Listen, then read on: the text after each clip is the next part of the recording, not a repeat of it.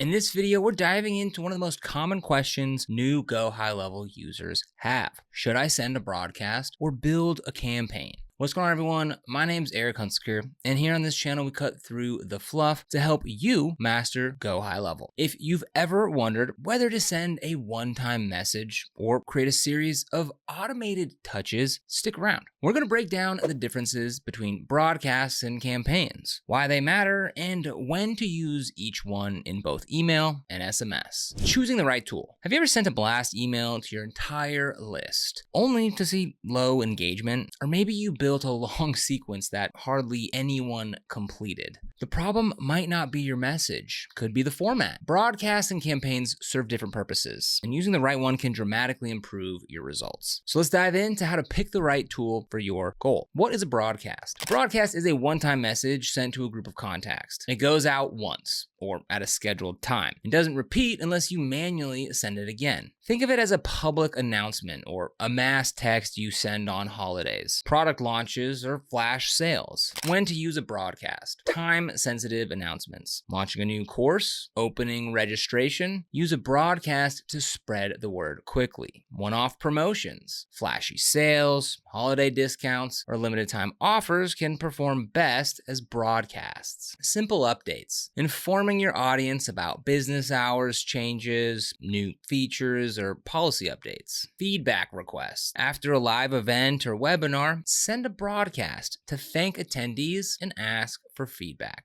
Pros and cons of broadcasts. Pros. They're fast and easy. You can set it up quickly without building an entire workflow. Immediate reach. Everyone receives the message at the same time. Great for simple messages. No complex logic or triggers needed. Now for cons. There's no automation. Once it's sent, it's done. If someone doesn't open or respond, there's no automatic follow-up. Limited personalization. You can personalize with merge fields, but it's still a single touch. Higher frequency risks. Too many blasts can lead to unsubscribes if you're not careful with value and timing. Now, what is a campaign? So a campaign in GoHighLevel is a series of automated actions that occur over time based on triggers and conditions. It's like a journey that you design for your contact. A campaign might send an email when someone opts in. Wait 3 days, send a text, apply a tag, and move them to a different stage. Campaigns are powerful for nurturing, onboarding, and following up. When to use a campaign. Lead nurturing. After someone downloads a guide, you can send them a welcome email. Then additional educational content, and finally an offer. Onboarding new customers. You can guide new clients through setup, training materials, and check-ins automatically. Re-engagement of sequences. If someone hasn't responded in a while, a campaign can send a series of messages to win them back.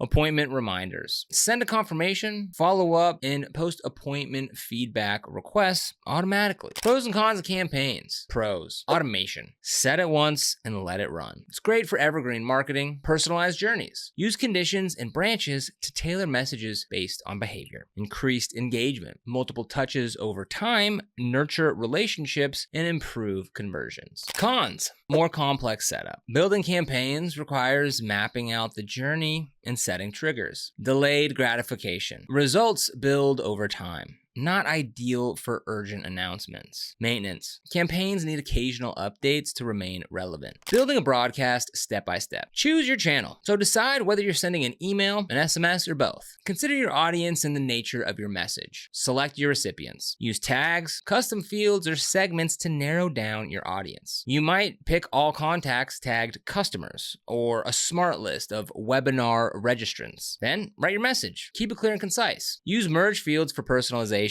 You can send it immediately or set a date and time. Some messages perform better at certain times, so test and see what works for your audience. Then monitor results. After sending, check open rates, click-through rates, and unsubscribes. Learn from the data for next time. SMS broadcasts. SMS messages should be even shorter and more direct. Include a clear call to action. Identify yourself, like it's Eric from GoHighLevel Mastery, and make sure that recipients have opted in. Schedule your SMS at appropriate times. Avoid late nights or early mornings unless it's a confirmation. Building a campaign step by step. So creating a campaign or sequence involves more planning. Here's a simplified process. Define your goal. What do you want contacts to do? Book a call, purchase a product, or complete onboarding. Map the journey. Sketch out each step that a contact will take. For example, after opting in, they receive a welcome email, then a value email 2 days later, then a pitch email on day 5. Select a trigger. Determine what starts the sequence or campaign. Tag applied, form submission, appointment booked, etc. Then build the sequence. In GoHighLevel's workflow builder, add actions like sending emails, SMS, voice drops, and tasks. Use delays between touches to space out messages. Add conditions. Create branching paths based on behavior. Someone clicks a link, send them down a specific path. If they don't, send a reminder. Then test the campaign. Run through it yourself or use a test contact. Make sure all messages flow correctly and that delays and conditions work as intended. Launch and monitor. Once live, monitor conversion rates, reply rates, and other metrics. Adjust timing or content as needed. Combining SMS and email in campaigns. Using both channels strategically can increase engagement. For example, send a longer email with detailed information, then a shorter SMS as a friendly nudge, or follow up an SMS with an email that includes more context and a link. So let's go ahead and walk through now how to go ahead and set up a sequence or automation or campaign. We'll go ahead and use all those terms interchangeably here. So from here, what we can go ahead and do is go ahead and click on automation, and under workflows, we'll go ahead and click on create workflow.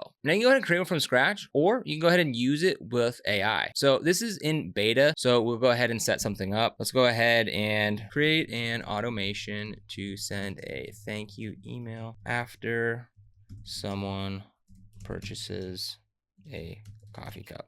Wait 2 days, then send a SMS talking about a 15% off sale. Wait 2 days, send one more email saying the sale ends in 24 hours.